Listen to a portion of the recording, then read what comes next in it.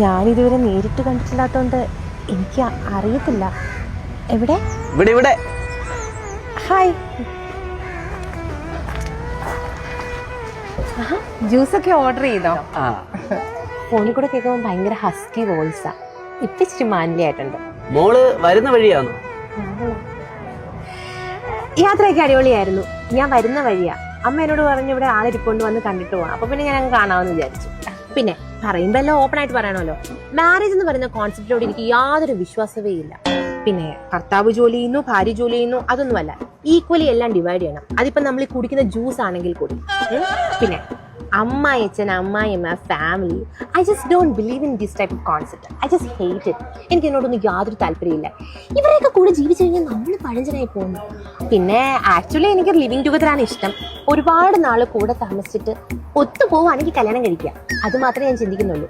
പിന്നെ ഈ dress concept ഞാൻ ഭയങ്കര ലിബറലാണ്. ഞാൻ വീട്ടിൽ ആക്ച്വലി ഷോർട്സ് ആണ് ഇടുന്നത്. ഇപ്പോൾ ഒരു ഫോമൽ ആയതുകൊണ്ട് മാത്രമാണ് ഞാൻ ഈ ഡ്രസ്സ് ഇട്ടത്. കേൾക്കുന്നുണ്ടോ? ഞാൻ ഭയങ്കര റൊമാൻറ്റിക്കാ. എങ്ങനാ, റൊമാൻറ്റിക് ആണോ?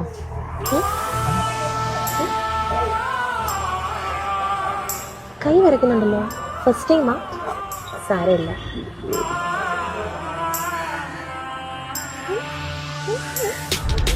ബാധ പറ. ഐ ലവ് യു എന്ന് പറ.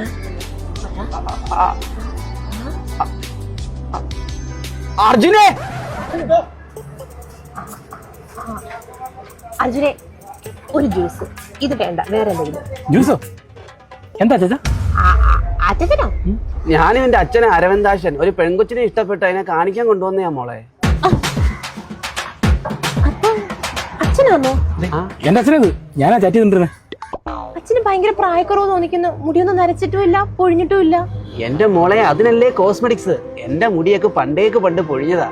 ഞാനിത് ട്രാൻസ്പ്ലാന്റ് ചെയ്തേക്കുവാ. അത് മാത്രമല്ല, PRP, hydra facial, bridal treatment package, അങ്ങനെ ഒരുപാട് സർവീസ് ഉണ്ട് അവിടെ.